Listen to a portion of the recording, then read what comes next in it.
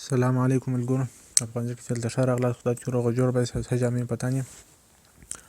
نن تاسو ته غواړم د روبي په نامه یو بل نیټورک دی، ډېر وخت راهیسې ماینینګ پیل و. نو غواړم چې سره شیر یې کړم دا چې د پای نیټورک کامیابه شو، نو دا هم کیدای شي ښه پروفیټ راکړي. نو تاسو به لومړی په لینک باندې کلیک وکړئ او بیا به د روبي په نامه اپ را ډاونلوډ کړئ. او کله چې مو داسې صفحه را خلاصه کړله انتظار ورته وکړئ، دا صفحه درته را خلاصېږي. پر رجسټریشن به کلیک وکړئ او ګوګل به انتخاب کړئ. هر ایمیل چې تاسو خوښ وو په هغه ایمیل باندې تاسو کولی شئ چې لوګین وکړئ، معنا خپل اکاونټ جوړ کړئ باندې.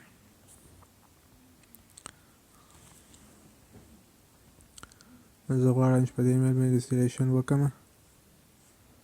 پر کانټینیو به کلیک وکړئ.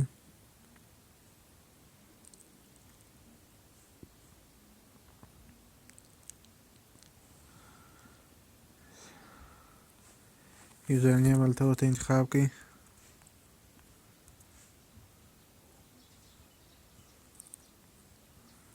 او بیا به هلته فون نمبر ورته انتخاب کړئ، بیا به هیواد انتخاب کړئ. نو راځو افغانستان دا دی. بیا به هلته ورته نمبر انتخاب کړئ. کله چې مو ټلیفون نمبر ورته انتخاب کړئ بیا به وروسته دې خواته پاسورډونه ورکړئ او هلته به ریفرل کوډ انتخاب کړئ. ریفرل کوډ به زما ریفرل کوډ ولیکئ، همت درویشت، او بیا به دغه انتخاب کړئ، همت درویشت مو ولیکئ، کانټینیو به ووهئ او بیا به په دغه کمپیوټر باندې کلیک وکړئ او رجسټریشن به کلیک کړئ. نو کله چې اکاونټ کمپلیټ شو اوس به تاسو د خپل پاسورډ ورکړئ چې کوم پاسورډ مخکې ورکړی وو هغه باندې به لوګین شئ. چې کله مو پاسورډ ولیکئ نو پر ساین ان به کلیک وکړئ او انتظار ورته وکړئ، بیا به کلیک ورته وکړئ. دا د روبي ماینینګ شروع په 3 ساعت کې ویب له دا وکښې بیا به هلته افغانستان ماینینګ انتخاب کړئ. په هر 4 ساعته کې ایګري دا چې کله کلیک کړئ نو ستاسو ماینینګ شروع کېږي.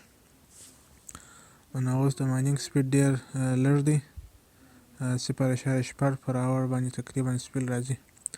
دوی وایي چې زموږ نیټورک به تقریبا په 2 ټوکن په $2 باندې لیست شي. نو دغه ماینینګ پروسه یې څه داسې اسانه ده، مګر د KYC پروسه یې څه سخته ده. بیا دوی خپل روبي هم راکوي. دلته کولی شئ تاسو خپل والټ کریټ کړئ. سټارټ کریټینګ والټ پر کانټینیو باندې کلیک وکړئ، دغه نمبر دی، بیا کانټینیو باندې کلیک وکړئ. داسې یو میموري تاسو انتخابولی شئ، هره میموري چې موږ دا د سیو میموري انتخابوو، کانټینیو، بیا هلته د سیو د پسې انتخابوو، کانټینیو. دغه کم وردونه چې دي دا به تاسو د ځان سره وساتئ، کاپي به یې کړئ او بیا به وروسته پر دغه سیډ فریز سیوډ باندې کلیک وکړئ. پر ډاونلوډ باندې چې کلیک وکړئ نو سیو شولې. اوس بیا پر سیډ فریز باندې کلیک وکړئ، هغه به یو ځای پیسټ کړئ. بیا کله چې مو هغه سیو کړلی نو دا هم کاپي کړئ او ډاونلوډ کړئ. دا ادرس دی سره سیو یې کړئ، دا ډېر مهم دی.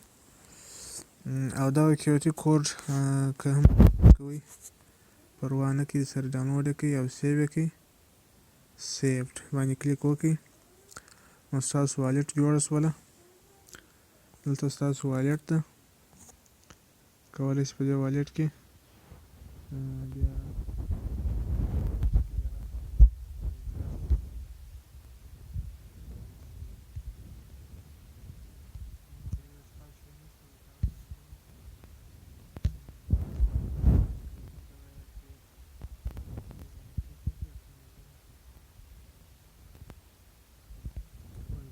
انتخاب کړئ چې برای هغه ستاسو انوایټ کړي.